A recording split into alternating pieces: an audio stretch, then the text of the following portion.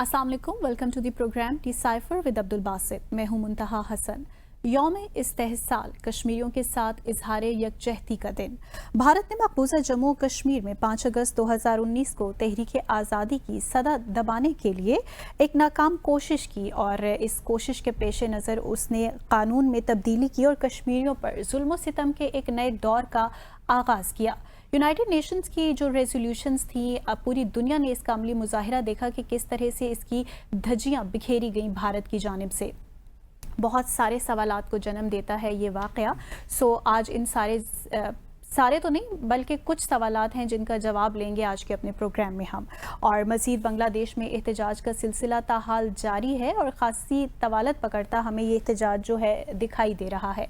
सो यहाँ पे इम्पॉर्टेंट बात यह है कि देखेंगे कि शेख हसीना वाजिद की जो हुकूमत है वो इस एहतजाज से किस तरह से नबरदास माँ होती है।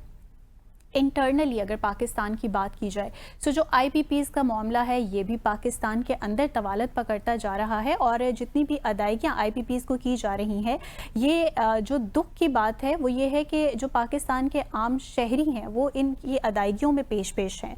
सो क्या ये जुल्म का सिलसिला अब पाकिस्तानी अवाम पर थमना नहीं चाहिए? बहुत बड़ा सवाल है। और इसके साथ मज़ीद कराची और लाहौर में सैलाब की तबाहकारियाँ भी जारी हैं। बहुत बड़ा क्वेश्चन मार्क है ये NDMA की जो परफॉर्मेंस है उस पर भी। So without wasting the time let's start the programme. Thank you so much Basit साहब।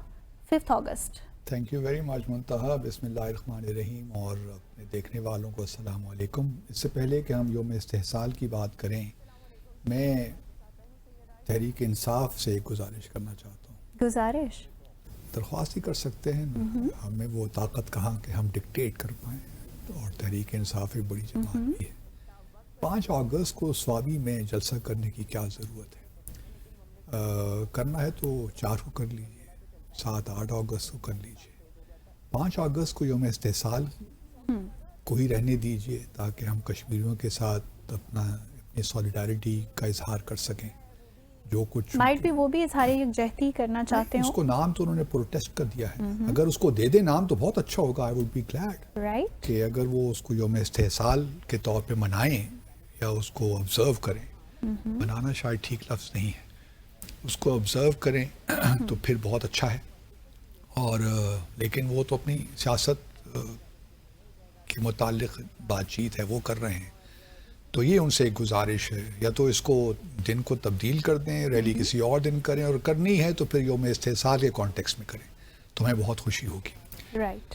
अब यौम ये 5 अगस्त 2019 को 5 साल पूरे हो गए, जिसने आपने अपने इब्तिदाई में कहा। बहुत से सवालात जन्म लेते हैं, चूँकि मैं ख़ुद भी कश्मीर से और भारत की जो पॉलिसी है, पाकिस्तान की जो भारत की पॉलिसी है, उससे मुंसलिक रहा हूँ किसी न किसी हवाले से। तो मेरे लिए ख़ास तौर पे एक दुख की बात है आज इस मुकाम पे हम खड़े हैं, और जहाँ यौम इस्तेहसाल तो हम कहते हैं कि हम उसको ऑब्ज़र्व कर रहे हैं, लेकिन मेरा सवाल यही है कि अगर कश्मीर पे कोई पॉलिसी नहीं है, कोई हमारी हिकमत अमली नहीं है, जामे और मजबूत हिकमत अमली नहीं है, तो ये हर साल यौम इस्तेहसाल भी इसको भी ऑब्ज़र्व करने का क्या फ़ायदा है? लोगों को दिखाने के लिए है तो अलग बात है, लेकिन अगर सच्ची पूछिए तो ये भी एक वक्त का ज़िया ही है। क्योंकि इस किस्म की जो चीज़ें होती हैं ना, अगर वो किसी पॉलिसी और आर्चिंग पॉलिसी कोई आपकी है, उसके फ्रेमवर्क के अंदर हो रही हैं, उसका हिस्सा है उस पॉलिसी का, फिर तो ये आपको किसी तौर आगे लेकर जाती हैं।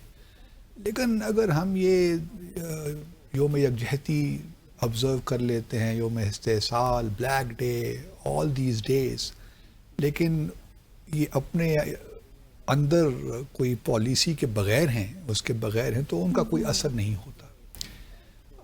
तो 5 अगस्त 2019 को भी जो कुछ हुआ वो उसी चीज़ का नतीजा था कि हम वॉफल करते रहे, इंडिसाइसिव रहे अपनी कश्मीर पॉलिसी में। डिप्लोमेसी की बहुत बड़ी नाकामी है। नाकामियाँ तो बेशुमार हैं, लेकिन ये भी एक बहुत बड़ी नाकामी है। और हमें पहले भी हम डिसाइफर में ये डिस्कस करते रहे हैं कि अब हमें थोड़ा सा ड्राइंग बोर्ड जाना पड़ेगा ری جگ کرنی پڑیں گی اپنی ترجیحات، دیکھنا پڑے گا کہ ہم کیا کرنا چاہتے ہیں. دوسری جانب بھارت کو دیکھیے تو بڑی ہٹ دھرمی کے ساتھ یہ کلیم کرتا رہا ہے کہ جی پچھلے 5 سالوں میں ہم نے نیا جموں اور کشمیر بنا دیا اور وہاں پہ حالات بڑے بہتر ہو گئے. سیکیورٹی ہے وہ تو ہم نے دیکھی سیکیورٹی ہے، ٹورزم ہے، سب کچھ ہو رہا ہے. اب یہ دیکھیے نا، اب ہم اپنی جانب سے تو کوئی بات نہیں کر رہے. ایگزیکٹلی یہ ہیومن رائٹس واچ کی اسٹیٹمنٹ ہے 2 روز پہلے کی، جس میں وہ وہی باتیں کر رہے ہیں جو ہم بھی ڈسائفر میں کرتے رہے اور بہت سے پاکستانی بھی کر رہے ہیں کہ جی no matter what you do, آپ کوئی بھی اپنا کرتے رہیں، ریٹرک کرتے رہیں، کوئی بھی آپ جو بھی آپ نے دعوے کرنے ہیں وہ کرتے رہیں. صحیح. لیکن حقیقت یہی ہے کہ جموں اور کشمیر کے لوگوں نے آپ کے جو یک طرفہ اقدامات ہیں ان کو تسلیم نہیں کیا. دیکھیے چلیے یہ بھی ہم بھارت کو ہم تو کہتے رہیں گے کہ یک طرفہ اقدامات لیے ہیں، لیکن بھارت بڑی ہٹ دھرمی کے ساتھ اپنے آبجیکٹیوز حاصل کرنے کی راہ پہ لگا ہوا ہے. مثال کے طور پر 2 روز پہلے ہی جو لیفٹیننٹ گورنر ہیں مقبوضہ جموں اور کشمیر کے منوج سنہا، انہوں نے یہ آرڈر پاس کیا کہ جو 5,000 1947 میں ویسٹ پاکستان سے جو مہاجرین آئے تھے ان کو ہم اب سیٹلمنٹ کے رائٹس دے رہے ہیں مقبوضہ جموں اور کشمیر میں. وہ پراپرٹی بھی لے سکیں گے، وہاں پہ خرید سکیں گے، سیٹل ہو جائیں گے، اور پھر ان کو وہاں پہ الیکشنز جب ہوں گے تو اس میں ووٹ دینے کا بھی حق ہوگا. 1947 میں یہ کچھ 5,000 سے زائد کچھ فیملیز تھیں، اور بعد میں آج جو تعداد ہے وہ تقریباً 22,000 کے سے زیادہ ہے، کچھ 23,000 کے لگ بھگ فیملیز ہیں جن کو یہ جموں میں سیٹل کر رہے ہیں. سوال یہ پیدا ہوتا ہے کہ جموں میں ہی کیوں؟ یہ کوئی کشمیری تو ہے نہیں جن کو آپ وہاں سیٹل کر رہے ہیں. اگر ویسٹ پاکستان سے ریفیوجیز آئے بھی ہیں تو آپ ان کو پنجاب میں سیٹل کر دیجئے یا ہریانہ میں سیٹل کر دیجئے، کہیں اور کر دیجئے، نیو دہلی میں کر دیجئے. جموں اور کشمیر ہی میں کیوں؟ مقبوضہ جموں اور کشمیر میں اس لیے کہ وہاں پہ پچھلے 5 سالوں میں آپ اگر دیکھیے جو بھارت کے اپنا میڈیا جو رپورٹ کر رہا ہے اس کے مطابق تقریباً 35 سے 40 لاکھ 40 آپ کہہ لیے 40 لاکھ لوگوں کو ڈومیسائل دیے گئے ہیں، بھارتی شہریوں کو، کہ وہ جموں اور کشمیر میں جا کے سیٹل ہوں. لیکن یہ ساری باتیں بھارت اپنے ایک لانگ ٹرم آبجیکٹیوز کو اچیو کرنے کے لیے کر رہا ہے. 35A کو ہٹانے کا مقصد یہی تھا کہ وہاں ڈیموگرافک چینجز لائی جائیں اور ایک مسلمان اکثریتی علاقے کو اقلیت میں بدل دیا جائے، وہاں بھی ہندو اکثریت لائی جائے. یہ ایک لانگ ٹرم پلان ہے جو کہ بھارت بی جے پی کی جو ہندوتوا کی حکومت ہے وہ اس پہ گامزن ہے. میرا سوال تو یہی ہوتا ہے کہ ہم نے کیا کیا؟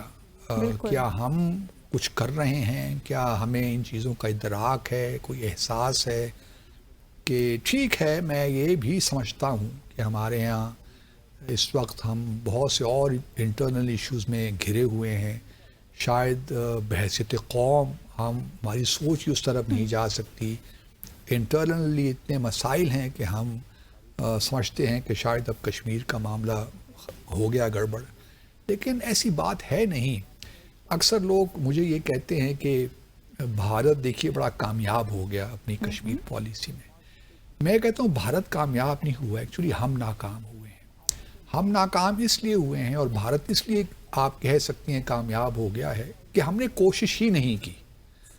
اگر ہم صحیح معنوں میں کوشش کرتے نا، سچی بات یہ ہے تو شاید آج ہمیں جو ایک ڈپلومیٹک کشمیر کے معاملے میں جو کوئی ریسپانس نہیں ملتا دنیا بھر سے، وہ شاید ایسے حالات نہ ہوتے، کیونکہ ہم نے وہ ایفرٹ نہیں کی دل جمی کے ساتھ، ہم اس طرح ایگریسو نظر نہیں آئے.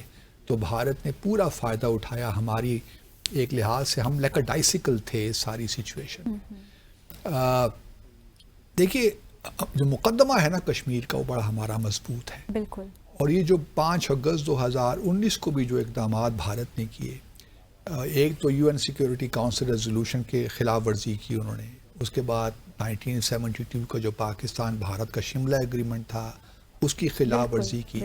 پھر یہی نہیں منتہا انہوں نے جو اپنا آئین ہے، اگر آرٹیکل 3 آپ ان کا لے لیجئے یا آرٹیکل 370 کا سب جو پیراگراف 2 ہے، article 2 sub para 2 of article 370 اس کو لے لیجئے. انہوں نے اپنے آئین کی خلاف ورزی کرتے ہوئے یہ سب اقدامات لیے ہیں. پھر یہی نہیں، اگر آپ تھوڑا سا اور پیچھے چلے جائیے تو 11 اکتوبر 2015 کو مقبوضہ جموں اور کشمیر کی ہائی کورٹ نے یہ فیصلہ دیا. وہاں پہ ایک پٹیشن بی جے پی کے لوگوں نے ڈالی تھی، تو ان کے اس پٹیشن کے بارے میں یہ تھا کہ جو آرٹیکل 370 ہے، یہ جو مقبوضہ جموں اور کشمیر کا اسپیشل اسٹیٹس ہے، جو اس کو انسٹرومنٹ آف ایکسیشن جو تھا اس سے ملتا ہے، وہ آپ اس کو تبدیل نہیں کر سکتے. یعنی یہ کہ آرٹیکل 370 کا ایک پرماننٹ کیریکٹر ہے، اس کو آپ بھارت کے نہ آئین سے نکال سکتے ہیں نہ اس کو تبدیل کر سکتے ہیں. تو یہ مقبوضہ جموں اور کشمیر کی ہائی کورٹ نے یہ ججمنٹ دی ہے. پھر یہی نہیں، تھوڑا سا اور آگے آ جائیے آپ، 4 اپریل 2018 کو پھر وہی چونکہ پٹیشن وہاں رد ہو گئی تو بی جے پی کے لوگ آ گئے بھارت کی سپریم کورٹ. صحیح. سپریم کورٹ نے 4 اپریل 2018 کو وہی ججمنٹ دی جو مقبوضہ جموں اور کشمیر کی ہائی کورٹ نے دی. صحیح. انہوں نے بھی یہی کہا کہ جی یہ ایک پرماننٹ ہے، اس کو نہ آپ ایبروگیٹ کر سکتے ہیں اور نہ ہی اس کو آپ تبدیل کر سکتے ہیں. تو یہ جہاں ہے وہی ہیں، اور یہ کوئی پروویژنل آرٹیکل نہیں ہے، پروویژن نہیں ہے. صحیح. یہ رہے گی مستقل طور پہ. لیکن پھر ہم دیکھتے ہیں کہ پچھلے سال دسمبر میں سپریم کورٹ پارلیمنٹ میں فیصلہ ہوتا ہے، 4/2019 کو وہ چیلنج ہوتا ہے، اور اس کے بعد دسمبر میں پچھلے سال بھارت کی سپریم کورٹ اپنی ہی ججمنٹ کے خلاف یہ کہتی ہے کہ نہیں جی یہ بالکل ٹھیک ہو گیا ہے. تو اس سے آپ یہ بھی اندازہ لگا سکتی ہیں کہ بھارت کی سپریم کورٹ بھی جہاں کشمیر کا معاملہ ہو، مسلمانوں کا معاملہ ہو، ایودھیا ہو، کوئی اور معاملہ ہو، وہ کتنی بائزڈ ہے مسلمانوں کے بارے میں. تو ہمیں تو بھارت سے کوئی اس طرح امید نہیں رکھنی چاہیے. دوسری طرف میں پھر واپس آتا ہوں پاکستان کی جانب. ہمارا ریئیکشن تھا 7 اگست 2019 کو جو نیشنل سیکیورٹی کمیٹی کی میٹنگ ہوئی تھی، اس سے ہم نے کچھ اقدامات لیے تھے. بٹ آپ کو مبارک ہو سب سے پہلے، کیونکہ سرینا ہوٹل کے باہر جو ایک کلاک ہم نے لگایا تھا جس کو ہم نے کرفیو کلاک کا نام دیا تھا، وہ تو ہٹ گیا. میں ابھی تک سمجھ نہیں پایا کہ چلیے ایک سمبولک چیز تھی، وہ رہتی، کیا ضرورت تھی آپ کو اس کو وہاں سے ہٹانے کی. اگر کرفیو کلاک کا نام تھوڑا سا مجھے بھی آڈ لگ رہا تھا، آپ اس کا نام تبدیل کر کے کچھ اور دے دیتے، ریلیکسیشن کلاک کر دیتے، کوئی اور نام دے دیتے. لیکن اس کلاک کو ہٹانے کی کیا ضرورت تھی؟ یہ ایک لحاظ سے آپ نے ایک میسیجنگ کی ہے کہ جی بس اب ہمارے لیے کوئی اتنا سیریس نہیں ہے. یا تو پھر لوڈ شیڈنگ کا مسئلہ ہوگا، وہ کلاک شاید بہت پتہ نہیں کتنے میگا واٹ بجلی وہ کنزیوم کر رہا تھا، تو اس لیے وہاں سے آپ نے اس کو ہٹا دیا کہ بجلی کا بل کون دے گا اس کا. تو یہ میں ابھی تک بعض اوقات چیزوں کو سمجھ نہیں پاتا کہ ہم کس طرح لوگ آپریٹ کرتے ہیں. اور یہ دیکھیے، مطلب کچھ لوگ کہتے ہیں کہ جی کلاک لگانے کا فائدہ کیا ہے. ٹھیک ہے، کوئی فائدہ نہیں ہے، لیکن لگ گیا نا. اب ایک ہم نے اقدام لے لیا، ایک کام ہو گیا، ہم نے سرینا ہوٹل کے سامنے لگا دیا.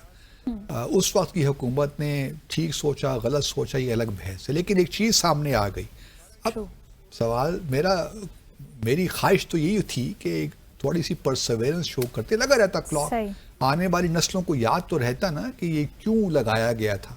ایک لحاظ سے ایک چیز ریکارڈ میں رہتی ہے، جو بھی وہاں سے گزرتا ہے اس کو دیکھتا ہے تو اس کو کشمیر لامحالہ یاد آ جاتا ہے. تو کوئی حرج نہیں تھا، بلکہ اس قسم کے کلاک ہر کیپٹل میں، پشاور میں بھی ہوتا، کراچی میں بھی ہوتا، لاہور میں بھی ہوتا اور کوئٹہ میں بھی ہوتا میرے خیال میں، تاکہ جو ہے ایک یاد آپ کی رہتی اور 24 گھنٹے آپ کو یاد دلاتا کہ کشمیر ایک ایشو ابھی ہے جس کو پاکستان نے ریزالو کرنا ہے. تو باسط صاحب، اس 5 اگست کو آپ کو کچھ امید ہے کہ ایک فارمل قسم کا جو بیان آتا ہے فارن آفس کی جانب سے، اس سے ہٹ کر کوئی لایا عمل ہوگا ہماری حکومت کے پاس؟ کچھ نہیں. ابھی دیکھیے، اصل جو ہے نا وہی بیانات ہوں گے. ممکن ہے کہ قومی اسمبلی میں اور سینٹ میں کوئی قراردادیں بھی پاس ہو جائیں اور وہ قراردادیں ہم بھیج دیں یو این سیکیورٹی کونسل میں وہاں پہ سرکولیشن کے لیے and so on and so forth. لیکن اور کچھ نہیں, کیونکہ میں وہی کہہ رہا ہوں نا کہ جب تک پالیسی نہیں ہوگی کہ ہم نے کرنا کیا ہے, کس طرح ہم نے اپنی سفارت کاری میں جان ڈالنی ہے, کون کون سے ٹولز ہمارے پاس اویلیبل ہیں, اس وقت تک یہ چیزیں ہم کرتے ہیں نا فٹس اینڈ اسٹارٹس میں, آئسولیشن میں, ان کا کوئی امپیکٹ نہیں ہوتا. یہ ہماری خوش فہمی ہے اگر ہم یہ سمجھتے ہیں, کیونکہ ہم نے دیکھا ہے کہ 5 اگست کے بعد بھی ہمیں جو چیزیں ریمپ اپ کرنی چاہیے تھیں ہم اس طرح نہیں کر سکے. ہم یو این سیکیورٹی کونسل کا کوئی اجلاس تک نہیں بلوا سکے. صرف ایک انفارمل کنسلٹیشنز ہوئی تھیں اور ہم نے اس کو بھی بڑے بڑھا چڑھا کے پیش کیا کہ بھئی بڑی فتح ہماری ہو گئی. جب آپ انفارمل کنسلٹیشنز پہ ہی خوش ہیں تو دنیا کا دماغ خراب ہے کہ وہ آپ کے ساتھ کشمیر پہ کھڑی ہو, وہ آپ کے لیے کوئی فارمل سیشن کروائے. تو ہم جو اپنی چھوٹی چھوٹی چیزیں ہیں نا جن کا کوئی مطلب نہیں ہوتا ان کو بھی اپنی تاریخی فتح بنا کر پیش کرتے ہیں عوام کو بیوقوف بنانے کے لیے. لیکن عوام اتنی بیوقوف نہیں ہے, سب سمجھتی ہے. اب دیکھیے ہمارے پاس راستے تو ابھی بھی ہیں, میں ابھی بھی سمجھتا ہوں, اور میں نے اپنی کتاب ہاسٹیلٹی میں بہت سے اقدامات سجیسٹ بھی کیے ہیں کیا کیا کرنے چاہیے. لیکن چلیے وہ تو اب حکومت نے نہیں کیے یا نہیں کرنا چاہتی, اس کی اپنی وجوہات ہوں گی. لیکن ایک امپورٹنٹ ڈیولپمنٹ ہونے جا رہی ہے اور وہ ہے Pakistan U N security council کا 2 سال کے لیے ممبر ہوگا. نان پرماننٹ ممبر ہم ہوں گے 2 سال کے لیے. یہ 2 سال بڑے امپورٹنٹ ہیں اور اگر ہم نے کچھ کرنا ہے تو یہ وقت ہے کہ ہم تھوڑا سے اپنے آپ کو ری آرگنائز کریں چیزوں کو. Are we ready? اور I do not know but at least we can discuss on our show here. ہمیں کیا کرنا ہے. پہلی دیکھیے یہ جو منتھلی پریزیڈنسی ہوتی ہے یو این سیکیورٹی کونسل کی جو روٹیشن میں آتی ہے, ہماری جو پریزیڈنسی ہمیں پاکستان کو ملے گی وہ جولائی 2025 میں ملے گی, 1 مہینے کے لیے. تو جولائی کا مہینہ از ویری امپورٹنٹ فار اس. کیا ہم نے کچھ سوچا ہے کہ ہوم ورک بھی تو بہت ضروری ہے نا, ہوم ورک بھی تو بہت ضروری ہے. 1 سال پڑا ہے ابھی, آج ہم اگست میں ہیں اور جولائی میں یہ ہوگا اگلے سال, تو پورا 1 سال آپ کے پاس موجود ہے. آپ سوچئے کہ آپ نے کیا کرنا ہے. آپ ایک ڈرافٹ ریزولوشن ہی لے آئیے کشمیر کو آپ کے پاس پریزیڈنسی ہے نا تو آپ کے پاس بڑے اختیارات ہوتے ہیں. بالکل ٹھیک ہے وہ ریزولوشن پاس نہیں ہوگی, ڈزنٹ میٹر, لیکن آپ کچھ گھنٹوں کے لیے یو این سیکیورٹی کونسل کو تو ایک لحاظ سے آپ انگیج تو کر سکتے ہیں نا, آپ یہ کلیم تو کر سکتے. میں یہ نہیں کہتا کہ آپ کی ہر جو آپ اقدامات لیں گے وہ کامیاب بھی ہوگا, بھلے ناکام ہو جائے, لیکن اپنی ایفرٹ تو پوری کیجیے نا. ہمارا معاملہ یہ ہوتا ہے کہ ہم ایفرٹ پوری نہیں کرتے اور پھر ایکسکیوزز ڈھونڈتے ہیں, ایلیبائز ڈھونڈتے ہیں ادھر ادھر کہ جی ہم کیا کریں. ایک اور انٹرسٹنگ بھی فیکٹ ہے وہ بھی شیئر کرتا چلوں, کیونکہ ہمارے جو اس وقت اقوام متحدہ میں مستقل مندوب ہیں وہ مارچ تک رہیں گے. جو ان کو کریں گے ریپلیس مارچ کے, حالانکہ ہماری جنوری میں ہمارا جو ممبرشپ ہے یو این سیکیورٹی کونسل کی شروع ہو جائے گی. تو ہمارے اس وقت سفیر ہیں پیرس میں عاصم افتخار صاحب, وہ ریپلیس کریں گے امبیسڈر منیر اکرم کو. تو میں امید کرتا ہوں عاصم افتخار صاحب جو ہیں کافی ان کو یو این کا تجربہ بھی ہے, میں امید کرتا ہوں کہ وہ نئی جان ڈالیں گے اس ساری صورتحال میں. اور چونکہ جولائی میں ہمیں پریزیڈنسی ملے گی تو میں یہ بھی امید کرتا ہوں کہ وہ چین کے ساتھ مل کر, الجیریا بھی اس وقت یو این سیکیورٹی کونسل کا ممبر ہوگا, گیانا بھی ہوگا, سیرا لیون بھی ہوگا, جو آئی سی کے کنٹریز ہیں ان کے ساتھ مل کر کچھ تھوڑی بہت ہم ایفرٹ کریں گے. نظر تو آئے نا کہ ہم کچھ ایفرٹ کر رہے ہیں. اور جولائی کا مہینہ میرے لیے ایک امپورٹنٹ اہم سنگ میل ہوگا. مجھے یہ معلوم, ہم سب کو معلوم ہوگا کہ ہم کیا کرنا چاہتے ہیں. دوسری جانب جس طرح میں نے پہلے عرض کیا کہ کشمیر جو ہے بھارت کا یہ جو کلیم ہے کہ جی سب کچھ ٹھیک ہے اور اب چیزیں آگے بڑھ رہی ہیں, پاکستان کو تو اب یہ ڈائجسٹ کرنا ہی پڑے گا. دیکھیے پاکستان کے ڈائجسٹ کرنے کی بات نہیں ہے, اصل معاملہ تو کشمیریوں کا ہے. بلکہ پچھلے دنوں ایک ٹاک بھی ہو رہی تھی کسی تھنک ٹینک میں، تو وہاں میں گیا ہوا تھا، تو میرا یہی نقطہ میں نے انڈر اسکور کیا کہ پاکستان سے ممکن ہے کہ سفارت کاری میں غلطیاں بھی ہوئی ہوں، ہم نے اس طرح ڈیلیور بھی نہ کیا ہو because of our internal issues, ممکن ہے کہ ہماری سفارت کاری میں وہ جان نہ پڑی ہو، لیکن ہماری ناکامیوں کی سزا آپ کشمیریوں کو تو نہیں دے سکتے۔ بالکل بالکل، جو حق خود ارادیت ہے اس کا تعلق کشمیر کی پاکستان کی سفارت کاری پہ نہیں ہے، یا بھارت کی سفارت کاری کامیابیوں پہ نہیں ہے، وہ ان کا حق خود ارادیت انہیرنٹ رائٹ ہے ان کا، جو کہ ان کو ملنا چاہیے۔ اور نہ پاکستان اگر اپنی سفارت کاری میں کامیاب نہیں ہو سکا تو اس کا مطلب یہ نہیں ہے کہ آپ کشمیریوں کو رگڑتے رہیں۔ تو یہ ایک امپورٹنٹ پہلو ہے جو کہ ہمیں سامنے رکھنا چاہیے، اور میں امید کرتا ہوں کہ آنے والے دنوں میں ہم زیادہ ایکٹیویٹی دیکھیں گے مربوط طریقے سے، جامع طریقے سے۔ یہ نہیں کہ آج ہم نے ایک قدم اٹھایا پھر ہم کچھ عرصے کے لیے سو گئے، پھر 27 اکتوبر آیا یوم سیاہ، ہم جاگ گئے، پھر 5 فروری آیا پھر ہم جاگ گئے، پھر 5 اگست آیا پھر ہم جاگ گئے۔ تو یہ جو 4-5 سال کے ہیں صرف اس میں ہم جاگ جاتے ہیں، اور جب تک پالیسی نہیں ہوگی نا، یقین جانیے کہ کچھ بھی نہیں ہونے والا، یہ معاملات اس طرح ہی چلتے رہے۔ امپورٹنٹ پوائنٹ یہ جو آپ نے پالیسی کا کہا ہے، ابھی اس میں مزید 1 سال کا ٹائم ہے، سو لیٹس ہوپ کہ ہماری جو حکومت ہے اب اس طرف اپنی توجہ لائے۔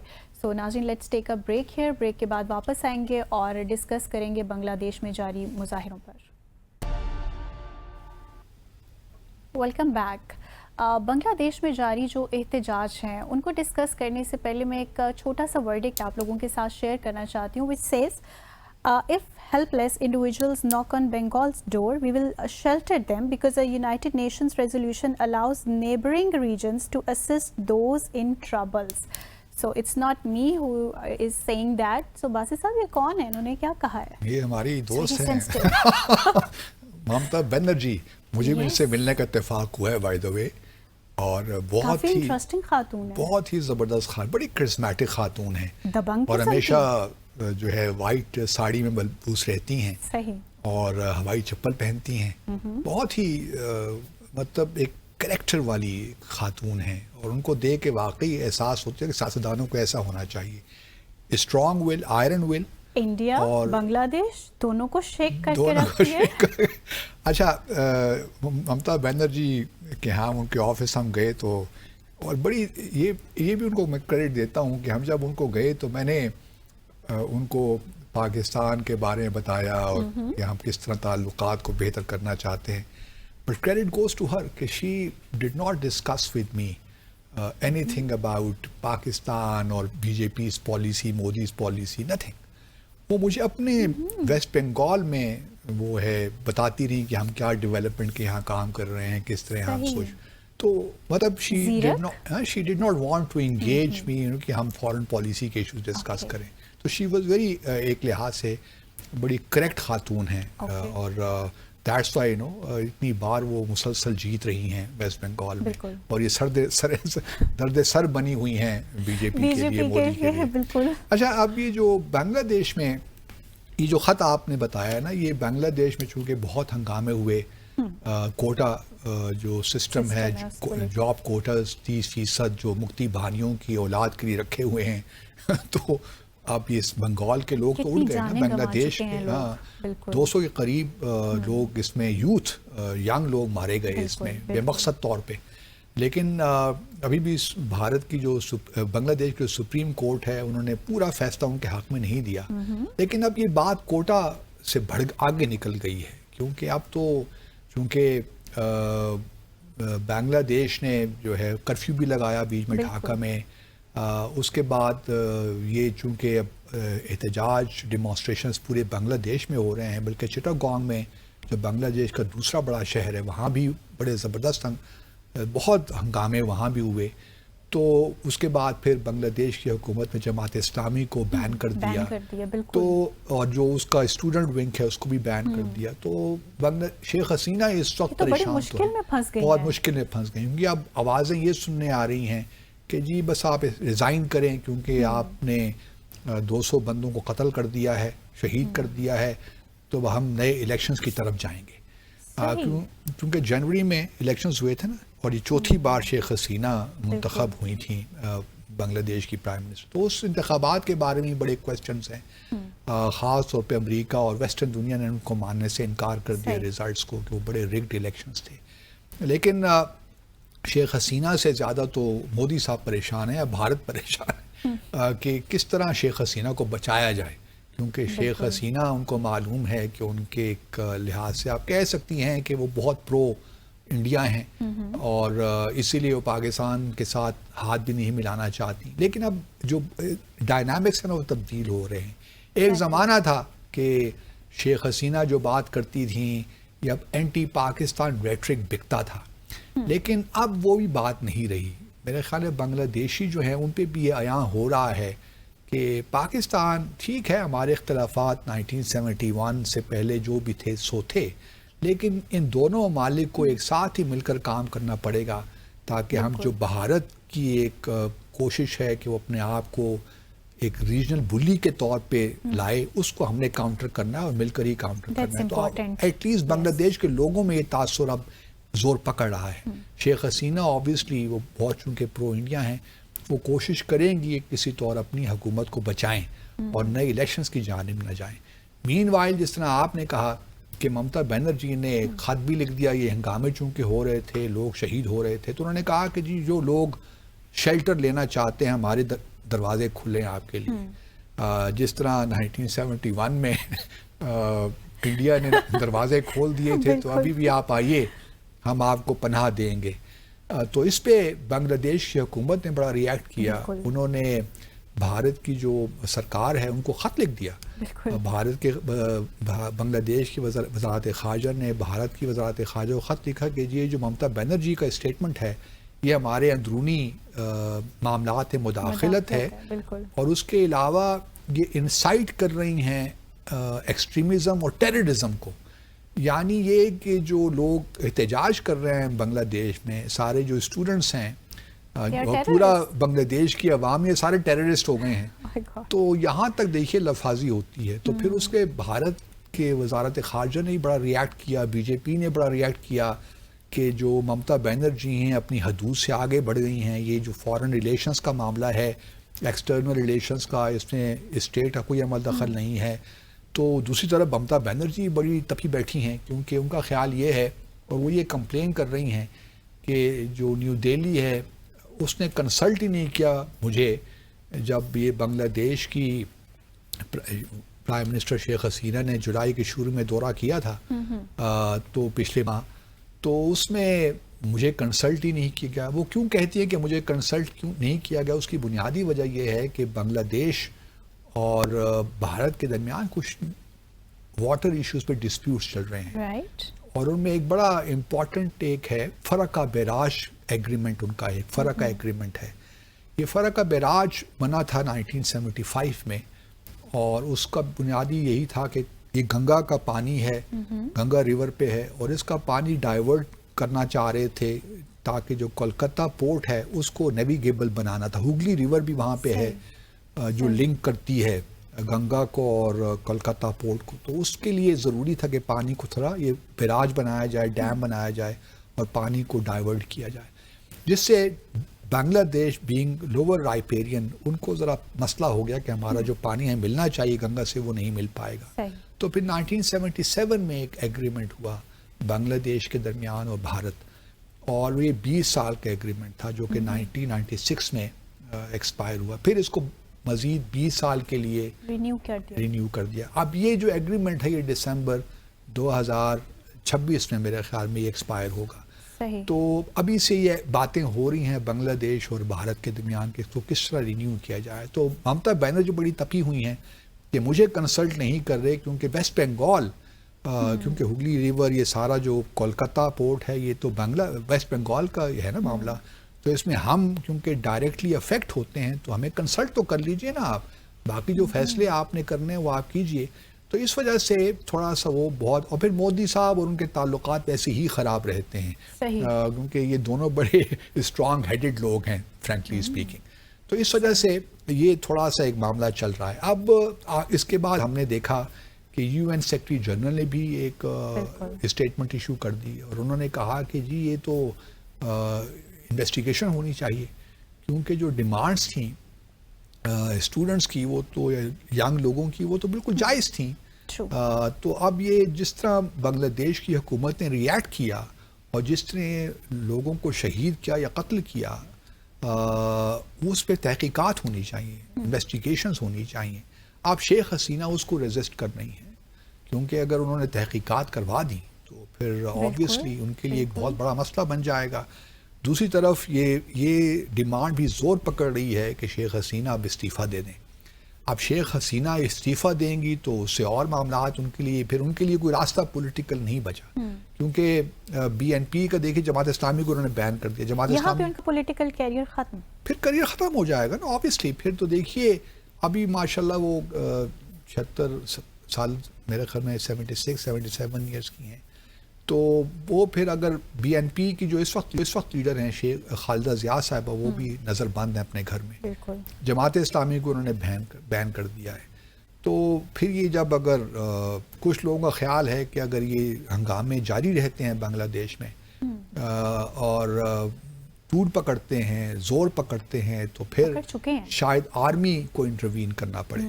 اور آرمی جب انٹروین کرے گی, فی الحال تو آرمی نہیں کچھ کر رہی, لیکن اگر یہ خدشہ ہوگا کہ جی اور جانیں ضائع ہوں گی اور بنگلہ دیش کی اکانومی بھی ہرٹ ہوگی اور شیخ حسینہ چونکہ وہ بھی ذرا ہٹ دھرمی کا شکار ہیں اس وقت اور وہ سرنڈر نہیں کر رہی یا کوئی فلیکسیبلٹی نہیں دکھا رہی, تو پھر بنگلہ دیش کی آرمی جو ہوگی وہ اسٹیپ ان کرے گی اور پھر ایک ٹرانزیشنل کوئی سیٹ اپ آئے گا اور اس کے بعد پھر انتخابات ہوں گے. کتنے پرسنٹ چانسز ہیں؟ بنگلہ دیش میں پہلے بھی ہو چکا ہے, اس لیے کوئی بعید نہیں ہے کہ 1-2 سال کے لیے ہم پھر وہی ایک تجربہ دیکھیں جو پہلے بھی بنگلہ دیش میں کیا. ایک ٹیکنوکریٹ سیٹ اپ آ گیا جس نے تمام معاملات کو ٹھیک کیا اور اس کے بعد پھر الیکشنز ہوئے. تو یہ دوبارہ بھی ہو سکتا ہے اگر یہ جو ہنگامے ہیں, احتجاج ہے, یہ چلتا رہتا ہے اور ٹوٹ پکڑتا ہے. اور خدا نہ خواستہ ہم تو نہیں چاہتے کہ بنگلہ دیش میں مزید جانیں ضائع ہوں, قیمتی جانیں ضائع ہوں, لیکن بنگلہ دیش کا جو یوتھ ہے وہ اٹھ گیا ہے, اس کو یہ احساس ہو گیا ہے کہ شیخ حسینہ کس طرح ایک تو لحاظ اکانومی جو ایک ہوا بنایا ہوا تھا کہ بھئی بنگلہ دیش کی اکانومی اب صحیح راستے پہ چل پڑی ہے, وہ بھی اس میں سے بھی غبارے سے ہوا نکل گئی. ابھی آئی ایم ایف کی جانب بھی جا رہے ہیں, چین سے بھی مدد مانگنے کی کوشش کر رہے ہیں, سو آن اینڈ سو فورتھ, بلکہ بھارت سے بھی کریڈٹ لائن لینا چاہ رہے ہیں. تو شیخ حسینہ کے لیے مشکلات تو پیدا ہو گئی ہیں. اور باسط صاحب جس طرح ممتا بنرجی کی ہم نے ابھی اسٹیٹمنٹ کی بات کی, انہوں نے ایشو کی اور اس پہ بڑا انہیں ریزسٹنس کا سامنا بھی کرنا پڑا. سو اس اسٹیٹمنٹ کے بعد آپ جو انڈیا اور بنگلہ دیش کے جو ریلیشنز ہیں ان کو کس طرح سے دیکھتے ہیں کہ بہت ایک سیریس قسم کا رفٹ جو ہے وہ پیدا ہو چکا ہے یا کہ سٹل انڈین؟ ابھی تو رفٹ پیدا نہیں ہوا. دیکھیے بی جے پی تو پوری کوشش کرے گی نا کہ شیخ حسینہ کو کس طریقے سے بچا دے ان کی حکومت کو. ڈپلومیٹیکلی دیکھیں گے اس مسئلے کو؟ نہیں, ڈپلومیٹیکلی نہیں, وہ اندرون خانہ behind the sons Sheikh Hasina کی مدد کریں گے. ممکن ہے کہ اکنامیکلی ان کی مدد زیادہ کریں کیونکہ ابھی ان کا ایک تیسرا جو ریور ہے اس کی کنزرویشن اور مینجمنٹ کا جو ہے اس کا بھی ان کو بھی دے رہے ہیں. 1.5 بلین ڈالر کا شاید یہ پروجیکٹ ہے, وہ بھی شیخ حسینہ بھارت کو دے رہی ہیں. تو ممکن ہے کہ بھارت تھوڑا بہت اکنامیکلی ان کی مدد کریں اور شیخ حسینہ پہ یہ زور دیں سیاسی طور پہ کہ آپ یہ جو کوٹا وغیرہ کا معاملہ ہے اس کو ختم کریں تاکہ اور پوری طریقے سے واپس لے لیں. کچھ سپریم کورٹ کے ساتھ مل کر کچھ ایسا لائحہ عمل بنائیں کہ احتجاج ختم ہو. اور لیکن اب دیکھنا یہ ہے کہ کیا کوئی ایسے اقدامات ہیں جو شیخ حسینہ لیں اور لوگ ان کو قبول بھی کریں. سو یہ گیو اپ کیوں نہیں کر رہی؟ اتنی جانیں گیو اپ کون کرتا ہے بابا؟ گیو اپ کون کرتا ہے؟ جب ایک سیاسی جب پاور مل جاتی ہے کوئی گیو اپ کرتا ہے دنیا میں؟ At the cost of people's life. کوئی فرق نہیں پڑتا, وہ تو ایک اتھارٹیرین مائنڈ سیٹ ہے نا. جمہوریت اگر ہوتی, یہ بھی پاکستان کی طرح جو بہت سی ہماری پارٹیز بھی ڈائناسٹک پارٹیز ہیں نا. پہلے شیخ مجیب الرحمان تھے, اب ان کے بعد ان کی بیٹی حکومت کر رہی ہیں. دوسری طرف بھی اگر آپ دیکھیے تو ضیاء الرحمان صاحب کی بیوی خالدہ ضیاء وہ حکومت وہ بی این پی کو لیڈ کر رہی ہیں. تو ساؤتھ ایشیا کا مزاج یہی ہے. بالکل. میں اس لیے بعض اوقات بی جے پی کو اپریشیٹ بھی کرتا ہوں کہ انہوں نے کانگریس کا ووٹ تو توڑا وہاں بھی, کیونکہ ڈائنسٹک پالیٹکس تھی, تو ایک لحاظ سے ان کو میں politically. That's the only point جس پہ آپ بی جے پی کو سراہتے ہیں. نہیں, اور بھی چیزیں ہیں, مطلب ایگزامپل انہوں نے تھوڑا بہت اکانومی میں جان بھی ڈالی اور بہت فالٹ لائنز بھی ہو سکتی ہیں, لیکن اکانومی کو بہت سے انیشیٹوز بھی انہوں نے لیے, بہت سی خرابیاں بھی پیدا کی, لیکن انہوں نے اپنے مقصد کے لیے کشمیر کے ساتھ جو کچھ کیا, جو ہم نے پچھلے سیگمنٹ میں ڈسکس کیا, ان کے نقطہ نظر بالکل ٹھیک ہے. یہ پہلے شاید کانگریس نہ کر پاتی, انہوں نے کر دیا. اب کانگریس کی حکومت آ بھی جائے تو وہ اس کو ریورس نہیں کر سکتی اس چیز کو. تو جہاں تک بنگلہ دیش کا تعلق ہے, بھارت پوری کوشش کرے گا کہ شیخ حسینہ اپنے 5 سال پورے کریں. پاکستان پر کیا امپیکٹ ہونے جا رہا ہے؟ پاکستان پہ کوئی امپیکٹ نہیں ہے. پاکستان دیکھیے, پہلی بھی شیخ حسینہ کوئی اتنی انکلائن نہیں تھی. دیکھنا یہ ہے کہ اب اگر پاکستان اپنے, جس طرح ہم نے کئی پچھلے ایک شو میں ڈسکس کیا تھا کہ پاکستان اپنے اگلے کچھ مہینوں میں اپنے ہائی کمشنر بھجوا دے گا نیو دہلی, وہاں سے ہائی کمشنر آ جائے گا, تو ممکن ہے کہ آئس بریک ہو جائے اور اس کے نتیجے میں سارک کی کانفرنس سمٹ جو کافی عرصے سے پینڈنگ ہے 2014 سے, وہ ہو جائے پاکستان میں. اور اگر شیخ حسینہ اس وقت تک رہتی ہیں تو شاید پاکستان سارک سمٹ اٹینڈ کرنے آ جائیں.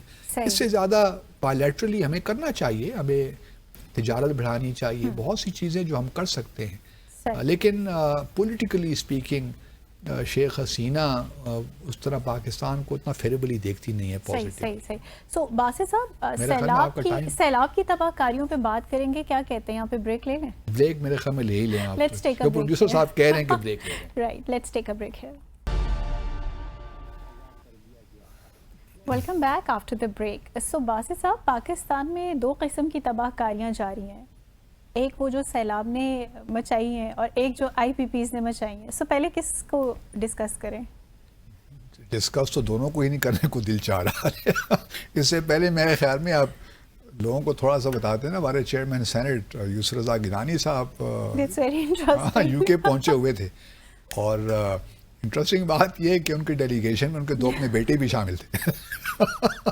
مطلب یہ سرکاری دورہ ہو رہا ہے اور اپنے 2 بیٹے جو شاید ایم این اے ہیں یا سینیٹر ہیں, ایک شاید سینیٹر بھی, وہ بھی دونوں شامل ہیں اس ڈیلیگیشن میں. اور پھر خبر یہ بھی آئی کہ جو ان کے نواسے کی وہاں پہ وہ گریجویشن یا سیریمنی تھی یا کنوکیشن, تو وہ بھی اٹینڈ انہوں نے کر لیا. اللہ خیر کرے اس ملک کا.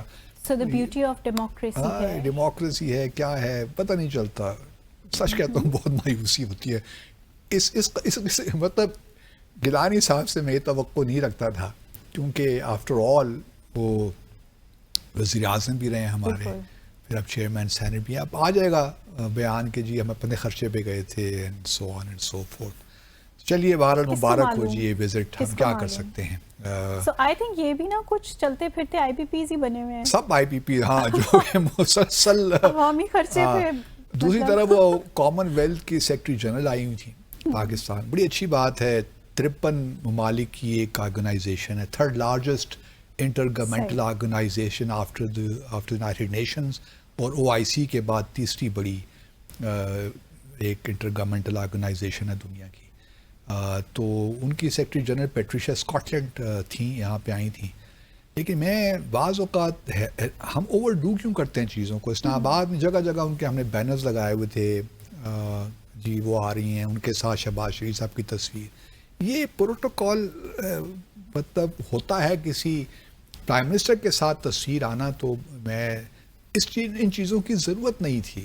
اوور ڈو کر دیتے ہیں چیزوں کو ہم, چونکہ وہ برٹش نیشنل ہے شاید اس وجہ سے, آئی ڈو ناٹ نو. لیکن کامن ویلتھ سے کیا لینا دینا ہے ہم نے.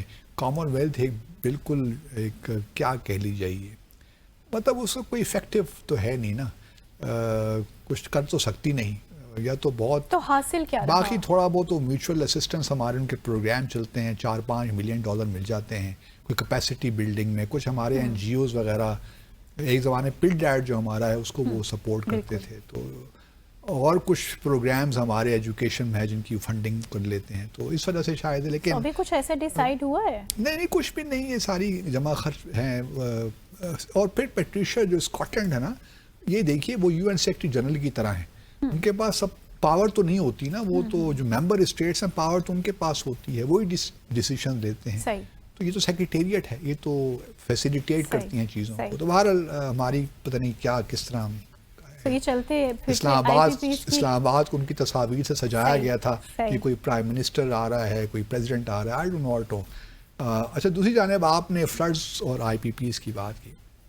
پہلے تھوڑی ہلکی فلڈز کی بات کر لیتے ہیں. کراچی ماشاء اللہ کافی بارشوں سے پانی جمع ہو گیا, لاہور کا بھی یہی حال ہے, اور بڑی میمز بھی آ رہی ہیں. لوگ گو کے سوچنے کا وقت ہے, ریفلیکٹ کرنے کے. ہماری قوم میں یہ بھی اچھی بات ہے کہ ان مشکل حالات میں بھی جو ہے ہنسنے کے بہانے تلاش کر لیتی ہے.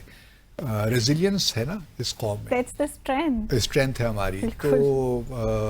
تو اس میں لوگ بڑی میمز بھی آ رہی ہیں. لیکن سوال تو یہی پیدا ہوتا ہے کہ کراچی میں پیپلز پارٹی کی سندھ میں حکومت ہے پتہ نہیں پچھلے کتنے سالوں سے. تو اگر یہ ابھی تک یہی حالات ہیں ہمارے سیوریج کے, اور اس کے بعد لاہور کی حالات دیکھیے آپ, اور اب مریم نواز کہیں گی کہ میں تو جی کچھ مہینے مجھے چیف منسٹر بنے ہیں, میرا کیا قصور ہے. لیکن اس سے پہلے بھی ہم شہباز شریف صاحب کو انہی حالات میں دیکھ چکے ہیں. انہوں نے اپنے بوٹ پہن کے وہ آ جاتے تھے کہ جی اب اگلے سال نہیں ہوگا. اب یہ ہے کہ جی ریکارڈ بارش ہوئی ہے. اس سے پہلے ٹھیک ہے بھائی, ریکارڈ بارش ہے, بارش کا قصور ہے. پہلے بھی تو ریکارڈ ہی فلڈز ہوتے ہیں, ہر دفعہ ہی ریکارڈ فلڈز آتے ہیں. تو آپ پہلے سے کیوں آپ نہیں سوچتے کہ اس دفعہ یہ ریکارڈ ٹوٹنے والا ہے, تو ہم پہلے سے کوئی تیاری کریں. جب تک یہ بنیادی ہمارے انفراسٹرکچرل ایشوز ہیں نا, جب تک یہ حل نہیں ہوتے اس وقت تک کیا ہم توقع رکھیں ان لوگوں سے. اس میں آپ کہہ سکتے ہیں بیوروکریسی بھی شامل ہے, اس میں پولیٹیشنز بھی شامل ہیں. اب یہ کہیں گے کہ جی پچھلے 5 سال میں تو ان کی حکومت تھی عثمان بزدار صاحب کی, تو ہمارا کیا قصور ہے. اسلام آباد کے بھی ایسے حالات کو اتنے اچھے نہیں ہیں, اسلام آباد بھی نظر آ رہا ہے. لیکن یہ پلانٹ سٹی ہے ہمارا, یہ بھی دیکھیے افسوس کی بات ہے. لاہور اور کراچی میں سمجھ سکتا ہوں, لیکن اگر پلانٹ سٹی کا یہاں بھی ایکچولی ریکارڈ بارش ہوئی ہوگی نا, اس وجہ سے کچھ نہیں کہا جا سکتا.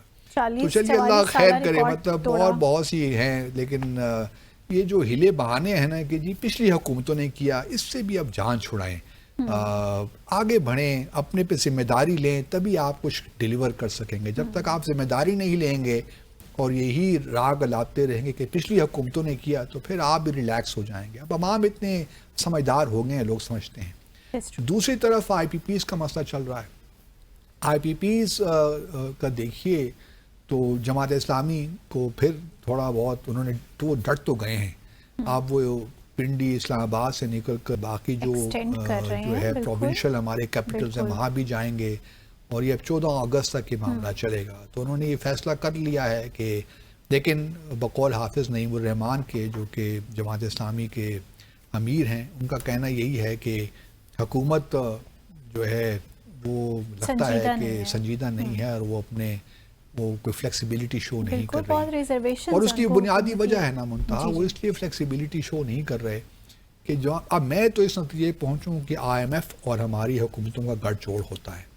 آئی ایم ایف بھی چاہتی ہے کہ بس یہی راستہ اختیار کیا جائے, کیونکہ ان کے بھی انٹرسٹ انہی ایلیٹ لوگوں کے ساتھ ہے نا, اور یہ ایک لحاظ سے آپ کہہ سکتی ہیں کہ میوچل انٹرسٹ ہے, جو کہ کولیشن بنا ہوا ہے. ایک کولیشن آئی ایم ایف بھی ساری اس گیم کا حصہ ہی ہے, کیونکہ انہوں نے ایلیٹ جو ہماری فورس ہے, ایلیٹ کلاس ہے, اس کو بھی تو پروٹیکٹ کرنا ہے نا, کیپچر کیا. تو ایلیٹ کلاس کو ایک بڑا آسان کام ملا ہوا ہے کہ وہ جو ہے یہ کہہ دے کہ جی ہم ان جو آئی پی پیز کے اگریمنٹ ہیں ان کو ہم ری اوپن نہیں کر سکتے, ری نیگوشیٹ نہیں کر سکتے, تو ہمارے ہاتھ بندھے ہوئے ہیں. اب معاملہ کچھ یہ ہے کہ معاملہ اور سے اور سنگین ہوتا جائے گا, کیونکہ 2028 میں اگر آپ دیکھیے تو بہت سے ایسے ڈیمز ہیں یا ہائیڈرو پاور پروجیکٹس ہیں جو کہ امید ہے کمپلیٹ ہو جائیں گے. اس میں ڈاسو بھی ہے, منڈا ہے, شاید کوہالا ہے, اور پھر نیلم جیلم بھی تو بن گیا ہے لیکن وہ آن لائن آج کل نہیں ہے, اس میں کچھ فنی خرابیاں ہیں. تو 2028 میں آپ یہ کہہ سکتی ہیں کہ 11,000 میگا واٹ کے قریب مزید ہمارے پاس ہائیڈرو الیکٹریسٹی ہم بنا پائیں گے. تو مزید بجلی آ جائے گی. اس وقت جو ہمارے پاس کیپیسٹی ہے وہ تقریباً 42,000 کی ہے آئی پی پیز کو ملا کر, اور جو ہماری ڈیلی ڈیمانڈ ہے وہ آپ کہہ لیجئے کہ 15,000 میگا واٹ ہے، جس کا مطلب یہ ہوا کہ جو 20,000 میگا واٹ کیپیسٹی چارجز وہ ہم دے رہے ہیں ابھی تک. تو جب 11,000 میگا واٹ اور آ جائے گی تو پھر تو ہم آئی پی پیز کا کیا کریں گے؟ مطلب مجھے سمجھ نہیں آتا ہے کس طرح اس کو اور یہی وقت ہے. اور میں عوام سے بھی یہی کہتا ہوں کہ آپ کا بنیادی جائز آپ کی ڈیمانڈ ہے. اب سینٹ کی جو کمیٹی ہے پاور کی، انہوں نے منسٹری آف پاور کو لکھا تو ہے کہ جی ہمارے پاس آئی پی پیز کی تو تھوڑا بہت شیئر تک کیجیے نا، کہ ہم نے پہلے تو ان کی انفارمیشن دیجیے کون کون سے آئی پیز ہیں، کیونکہ اس میں گورنمنٹ کی بھی اس میں پاور پروجیکٹس ہیں اور کچھ نان گورنمنٹ بھی ہیں. تو کچھ شیئر تو کریں گے کن پروجیکٹس کو، کن لوگوں کو ہم کیپیسٹی چارجز دے رہے ہیں. اب وہ دیکھتے ہیں کہ سینٹ کی جو اسٹینڈنگ کمیٹی ہے ان کے ساتھ شیئر کرتے ہیں کہ نہیں کرتے. تو ایک وشیس سرکل ہے جس سے حکومت نکلنا نہیں چاہتی یا چاہتی بھی ہے لیکن اپنے ویسٹڈ انٹرسٹ کی خاطر نہیں نکل پاتی. کیونکہ بڑے پاورفل لوگ ہیں نا یہ لوگ، یہ کوئی آپ اور میرے جیسے لوگ تو نہیں ہیں، یہ پاورفل لوگ ہیں، ان کے اپنے ویسٹڈ انٹرسٹ ہیں. کیونکہ اگر پاکستان حاکم بدہن اگر کچھ ہو بھی جاتا ہے تو ان لوگوں نے جا کے لنڈن بیٹھ جانا ہے، ہم نے تو یہیں رہنا ہے نا. یہ تو لنڈن اور امریکہ چلے جائیں گے. لیکن میں امید کرتا ہوں کہ جو ہے جماعت اسلامی نے ایک اسٹینڈ لیا ہے اور وہ ایک جائز اسٹینڈ ہے میرے خیال میں، اور بہت ہو گیا، انف از انف، کافی کچھ ہو گیا. آپ لوگوں نے ایک عام لوگوں کے ساتھ بہت زیادتیاں کر دیں. آپ ختم کیجئے خدا را اور پاکستان کو صحیح راستے میں ڈالیے. صحیح. سو اگر یہ پاکستان کو صحیح ڈائمینشن پر نہیں ڈالیں گے، جو نیشن میں ایز اے ہول ایک فرسٹریشن لیول ہے وہ بہت انکریز ہو جائے گا، اور جتنا ان کو اسٹرینتھن کیا ہے ڈیموکریٹک پروسیس نے وہی ان کو پھر ویکر بھی کرے گا. سو اسی کے ساتھ ہی آج کے پروگرام کا وقت یہاں ختم ہوا چاہتا ہے. اپنی میزبان منتہا حسن کو اجازت دیجیے گا. خدا حافظ.